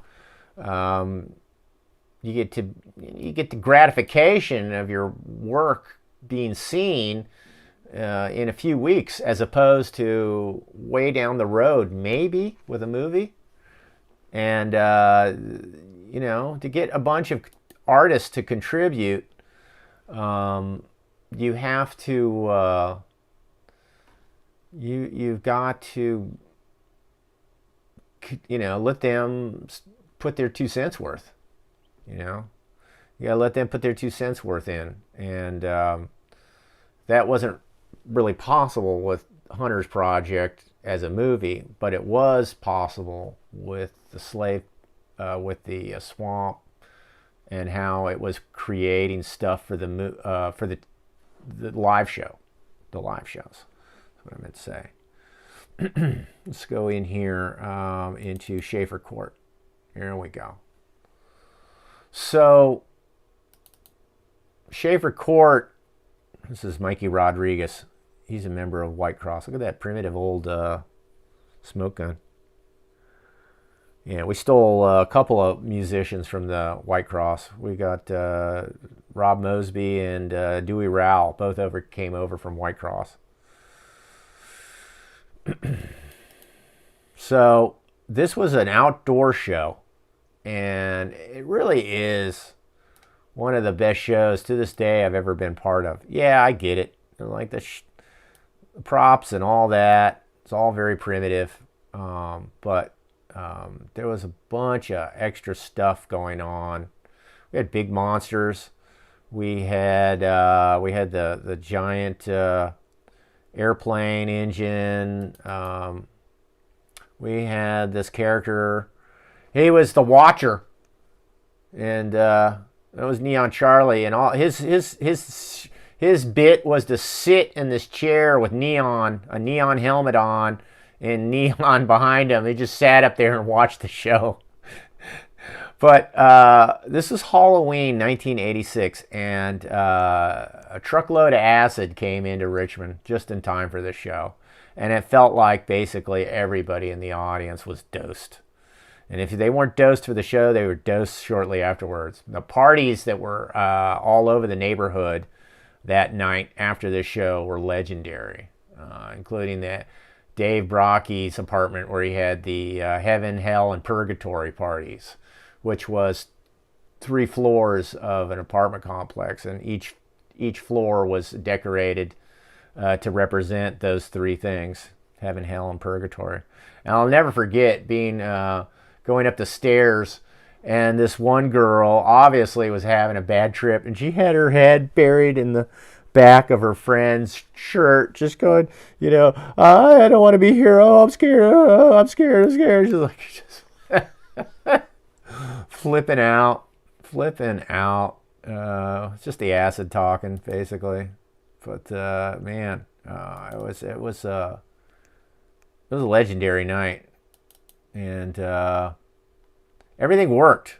Even though it was all primitive, everything worked. You know, the jet engine and the giant meat grinder. Let's see. There's me. This is my first incarnation of Sleazy P. Martini. I just went out and got the most hideous plaid jacket I could get, and the most hideous plaid pants I could get. Deliberately making sure they're completely mismatching. A hideous kind of, I don't know, polyester shirt. You can see I've got the dark eyebrows, right, and the greased up hair. So basically, the overall concept had started there, right? And I changed the name to Sleazy from Sluggo. And the plot line was that I held up this corpse that was made by Dave, and it was Sluggo P. Martini's corpse. And I accused him of having killed my brother, and that I was in control of the band now. I was the new manager. And there's that's great costume there. Long underwear, white long underwear. It was cold.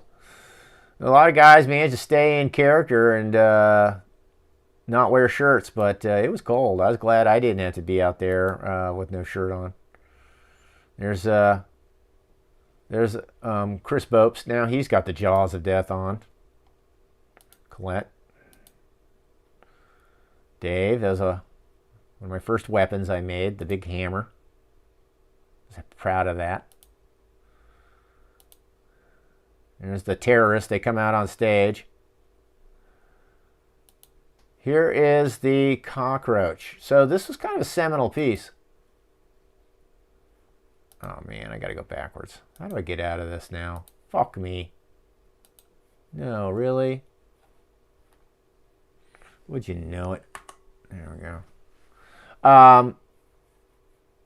So this was kind of a seminal piece because up until this point, we were making the props with cloth and glue. And because we were about to start spewing, one of the things we found out while we started spewing blood was that cloth and glue loosens and dissolves when it's wet. So if we were going to spew blood, we couldn't use cloth and glue anymore. And this costume was made with foam rubber and latex with a fiberglass head, right? But yeah, it was called the Chernobyl cockroach, and this is before it was painted. You can see the patterns of these scrap bed sheets, you know, pieces of scrap bed sheet used to cover this thing, right? But that was my first real costume design, complete, you know, and it was for this show. And that became the way we did basically all costumes from then on, just because it was the only kind of way we could figure out to make a costume that was relatively safe to bump into, you know, fight with, and also would withstand the constant, you know, water, blood, and all that effect. So, you know, water's a solvent. Let's see here. Where is that? Dave, triumphant. I think the smoke, that smoke is from the fire extinguisher. Interesting note about that. When they kill me, and it's supposed to be this big can of Raid, the assumption was it was a CO2 extinguisher. And it was not. It was one of your, is it Class B? Whatever. It's a chemical extinguisher, not a CO2 extinguisher. And so, you know, there's me holding up Slug OP Martini's corpse. There's Colette being cute. Where am I? They're rocking out, doing drugs. That's me. That's Colette. Where am I? I'm going backwards. Fuck. Here's somebody, just some crazy artist, you know, at Schaefer Court in costume. There's Hunter Jackson. Hunter Jackson is Technostructo. He's been defeated. He's been collared and hogtied. Look, there's Brad Pitt. Bet you didn't know he was a VCU student. Yeah, it's true. Brad Pitt, and I don't know who else. More VCU costumes. That's the infamous Donnie Dirt Woman. She was a character, much of unto herself. There's a whole documentary about her you can see out there. I forget where, Amazon or something put it out. More Dave strutting. There's the terrorist, Jenna, Greg Ottinger's girlfriend. Is this? Here's prep for the show beforehand. We started early. There's the jet engine. Look at it. Look how high it is. This thing had been up here and fallen down below into the crowd. You know somebody would have died. Even if it is made out of mostly, you know, cardboard and foam. It's a lot. It's big. It probably weighed a lot. There it is on the ground. You can see the scale of it. Yeah, you can see the scale of it. There's me standing next to it. So yeah, it's on this cable, but the cable hasn't been raised yet.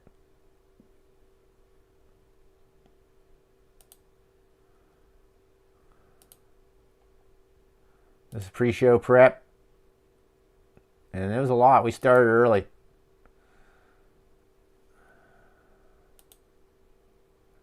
Me again. Walking around this thing, getting ready to put it up. Here is, in the dairy, we got one of the larger spaces, and so we did a run-through. We did a run-through without costumes. And this is pretty much, I don't know if we did a couple of non-costume run-throughs and then a few in costume. Yeah, we did a few in costume. There's the raid can, the infamous raid can. I'm posing next to it. And like I said, filled with chemical. It was a chemical extinguisher. And I got it right in the face while I was in that character's, I was in the cockroach costume. I got it right in the fucking face, man. There's Bob the Slob. There's the terrorist that blows up the airplane. Made no sense. It's like, wait a second. He blows up the airplane, but the dynamite's on his back. How does that work? It's just so stupid. Some Hunter Jackson crazy over the top type guns. Here's terrorists. They come on stage. They storm the stage and they take over. Here's Hunter Jackson, Chuck Varga. He's GWAR. And here's us running through the battle. I'm not even painted. And I'm in the cockroach costume over here. And you can see him. He's in the GWAR costume. And for some reason we went at it kind of hard, and it got touchy. It got touchy, and it almost looked like there was a fight was going to break out. Here's Colette. She's bringing out the fire extinguisher. Bringing out the fire extinguisher. She's about to blast me, but she doesn't actually do it because we only had one extinguisher. Once again, if we'd have done it in the rehearsal space, then I would have found out, oh, it's chemical extinguisher. Yeah, there I am. Getting ready. There's more of that fight going on. Yeah. There's a bunch of those shots. Cool. And let's see, more battle with Hunter as Technostructo. There he is, captured. Right.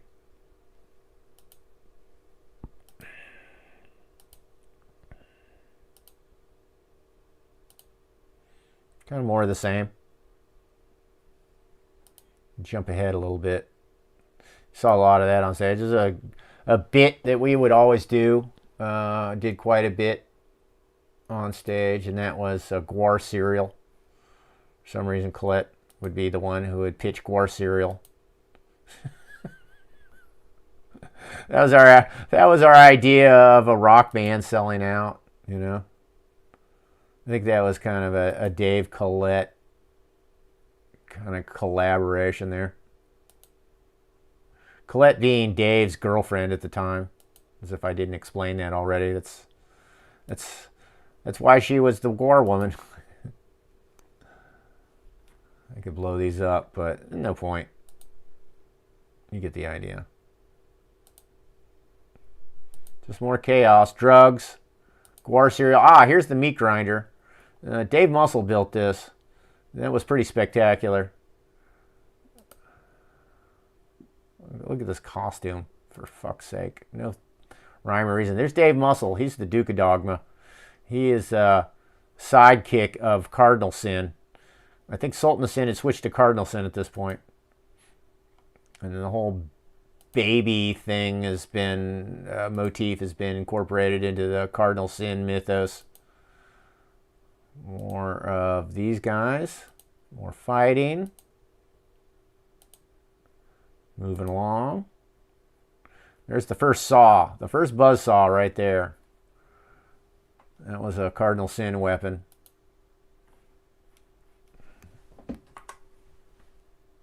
Yeah, I meant to go see it there. Can't see anything else really very well. But that's part of the costume, and that saw right there.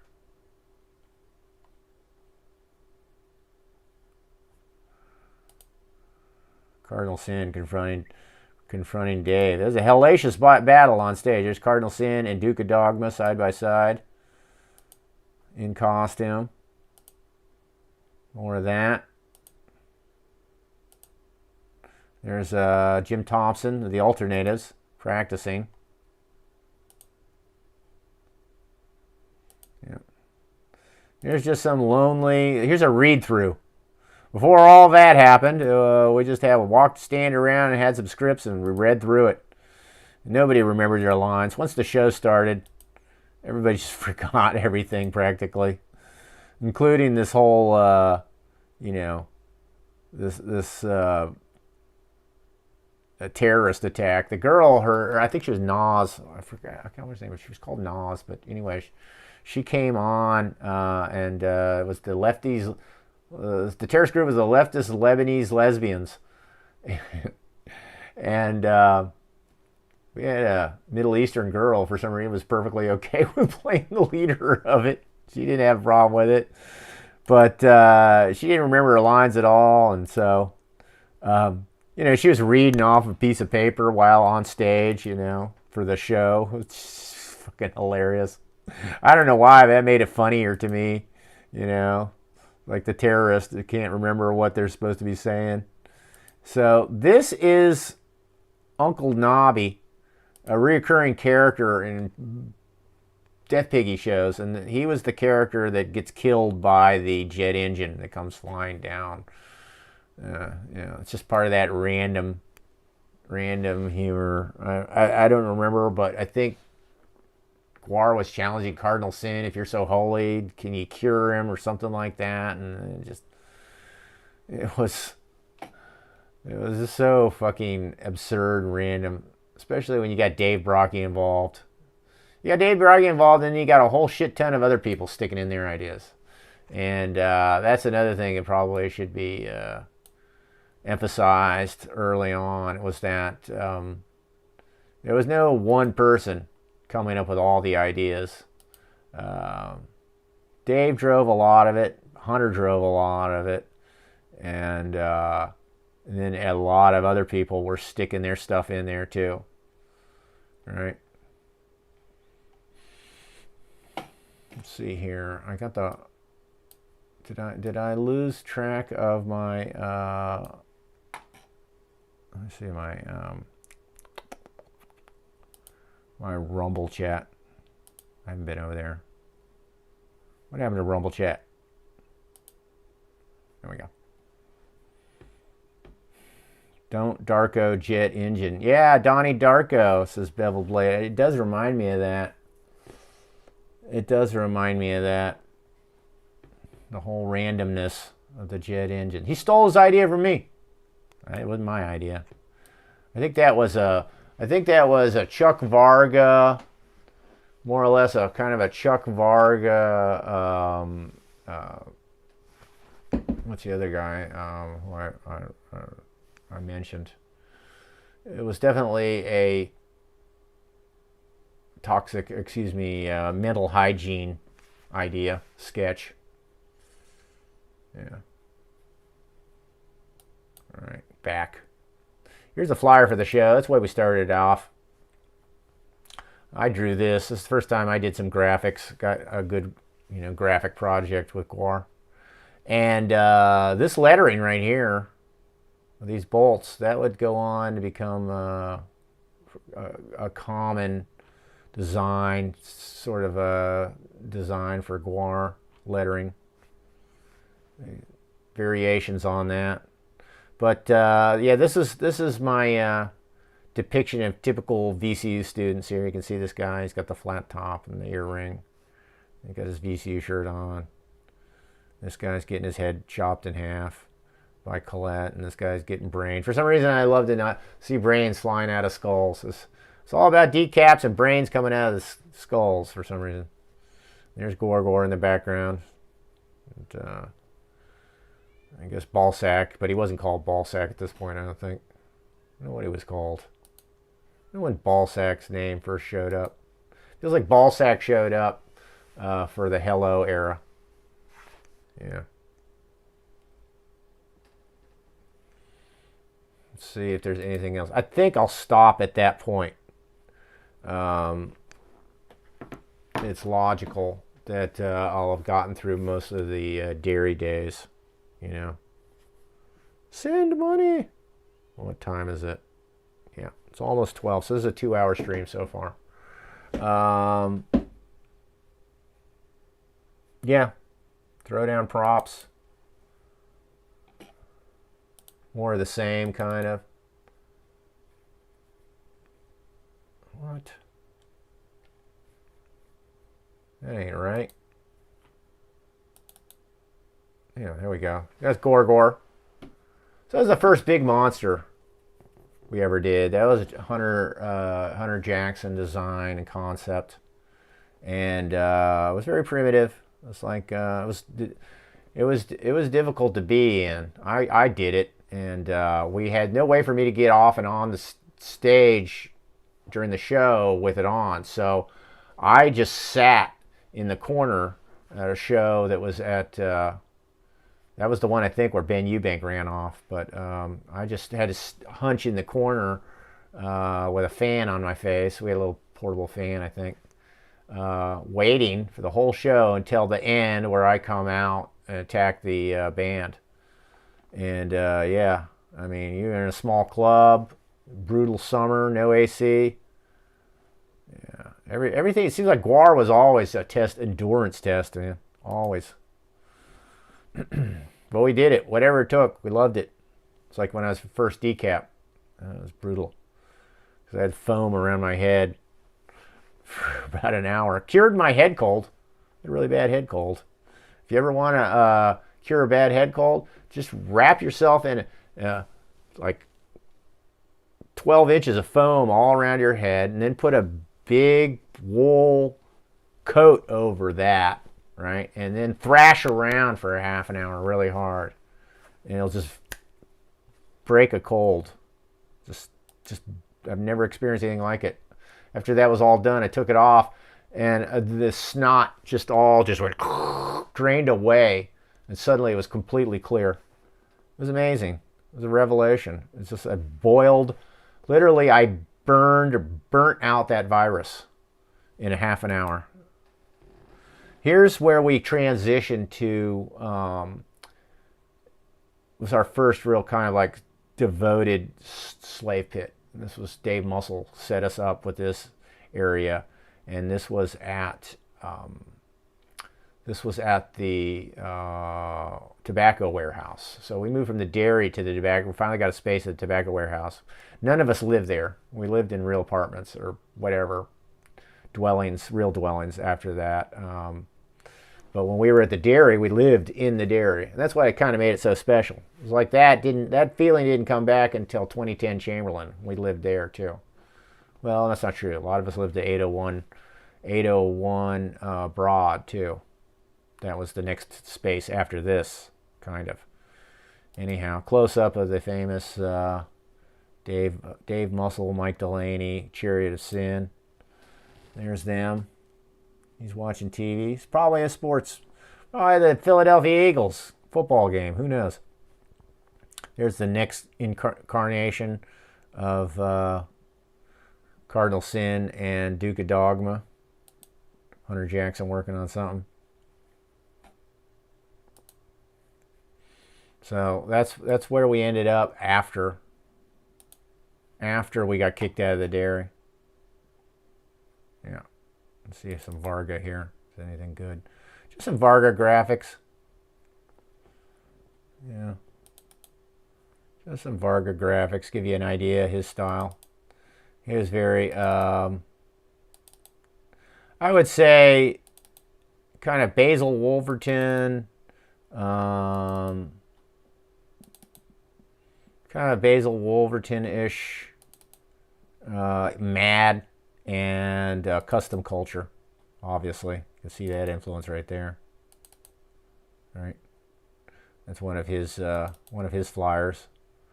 So one of his graphics.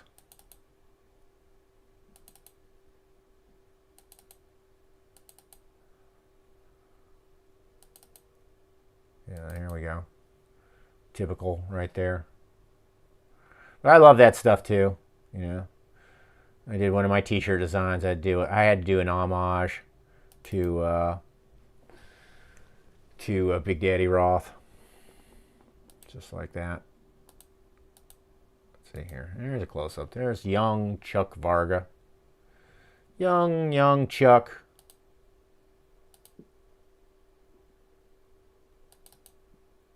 One of his flyers. That's it. GBH show. Circle jerks. Verbal abuse. California hardcore. Right, Mold Downies. God, there were so many places. So many clubs. Oh, that's in Charlottesville. There's a ton of clubs in Richmond. Ton of clubs in Richmond. All right, I'll wind it out by going to the chat. And I do want to thank all of you for the generous contributions tonight. I plan to do a lot of this. Well, I plan to do this on a regular basis. Some people were disappointed to see that Hikikomori was no longer Friday nights. What I plan to do is Thursday nights I will alternate 2 Hikikomoris a month and 2 Sleazy Pictures After Dark. I'll just alternate those on Thursday nights. Did you know you're also on Twitch tonight? Yeah. Luckily, I'm not supposed to because I think there's a exclusive. Twitch doesn't want you raising money on other channels at the same time. However, once this show is over, the Twitch one will go private. But you can always watch it on. You can always watch it on Kick and Rumble, and certainly on YouTube. I think YouTube would be the best place to go and watch it. Steve Martin, super cool, man. Loved every second of it. Thanks, Steve. Appreciate it.